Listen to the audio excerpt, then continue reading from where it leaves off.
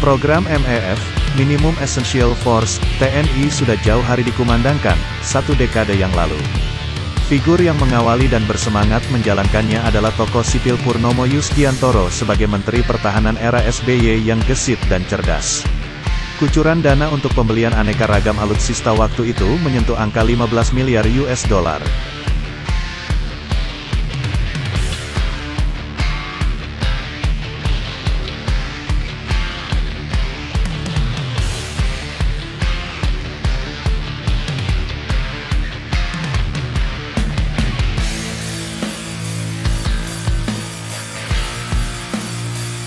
Sepuluh tahun dari tahun 2010, saat ini kita berada di MEF Jilid 3. Bersamaan dengan itu demam di Laut China Selatan semakin membara karena AS mengajak sekutu dan sahabatnya untuk mengeroyok China. Termasuk belakangan ini Perancis, Jerman, Inggris mulai ikut intervensi dengan mengerahkan kapal perang dan kapal selam. Sementara persinggungan klaim China dengan Indonesia sebenarnya hanya terjadi di wilayah zona ekonomi eksklusif 200 mil, bukan di perairan kedaulatan teritori laut NKRI 12 mil dari pantai Kepulauan Natuna.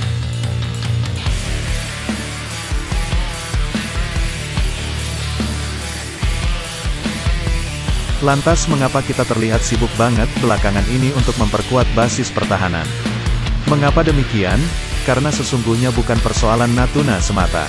Ini lebih disebabkan karena kita kalah start dari beberapa jiran kita untuk memperkuat dan memodernisasi militernya. Selama ini kita cenderung selalu mengatakan tidak ada musuh, karena semua sahabat kita.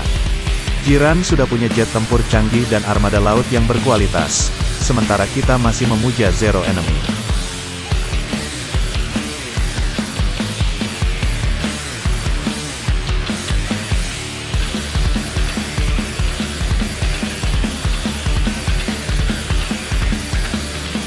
Selama ini kita terlena tidak melihat teritori laut sebagai benteng teritori. Doktrin masuk dulu baru digebuk menunjukkan model pertahanan yang bertumpu pada kekuatan matra darat. Kekuatan armada kapal perang dan kekuatan jet tempur kita di bawah ambang batas minimal. Baru setelah ambalat diganggu jiran, kita sadar diri bahwa kekuatan angkatan laut dan udara kita ternyata kurang bertaring. Sementara jiran yang merasa lebih kuat menunjukkan sikap pongahnya.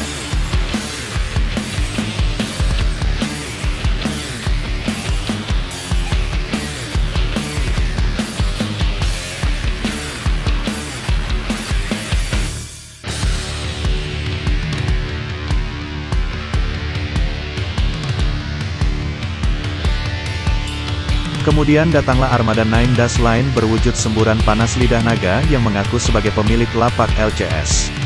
China mengklaim perairan dan gugus kepulauan Karang Atol di LCS sebagai miliknya, sekaligus menggerakkan armada CCG, China Coast Guard, dan angkatan lautnya menggertak beberapa negara ASEAN. Vietnam, Filipina dan Malaysia dijadikan bulan-bulanan pelecehan secara militer. Indonesia tidak luput dari gertakannya, tapi kita jawab dengan diplomasi militer tidak gala gertak dengan mengerahkan jet tempur F-16 dan sejumlah KRI ke Natuna.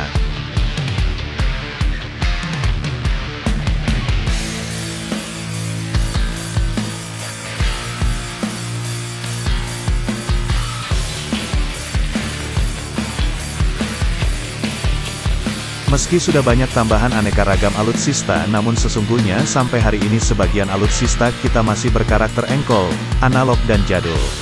Sebagai contoh, lihat saja alutsista marinir lebih banyak produk lawas seperti tank amfibi PT-76 dan panser amfibi BTR-50. Ketika ada latihan pertahanan pangkalan, alutsista yang diperlihatkan sudah pantas masuk batalion museum. Sudah semestinya pangkalan AL dan atau objek vital dibentengi dengan alutsista digital setara Oerlikon Sky Shield atau Starstreak. Jadi sampai hari ini militer kita belum sampai pada kriteria kekuatan minimum. Dan target pencapaian MEF itu ada di periode 2020 sampai 2024. Itulah sebabnya Menteri Pertahanan Prabowo Subianto bergerak cepat untuk memenuhinya. Shopping list Kementerian Pertahanan menunjukkan banyaknya kebutuhan alutsista yang akan kita datangkan selama 5 tahun ke depan. Jadi bukan soal Natuna semata tetapi lebih pada upaya mengejar ketertinggalan. Maka bisa kita lihat seaprek program kerja Kementerian Pertahanan. Mulai dari pengadaan kapal perang kelas fregat, kapal selam, jet tempur Rafale, F-15EX, radar, pesawat Hercules, pesawat MRTT, pesawat AEW, helikopter berbagai jenis, peluru kendali berbagai jenis.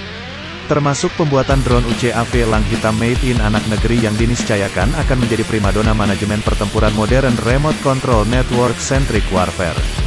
Banyak sekali yang harus diselesaikan Kementerian Pertahanan untuk mengejar target MEF Jilid 3 sampai tahun 2024.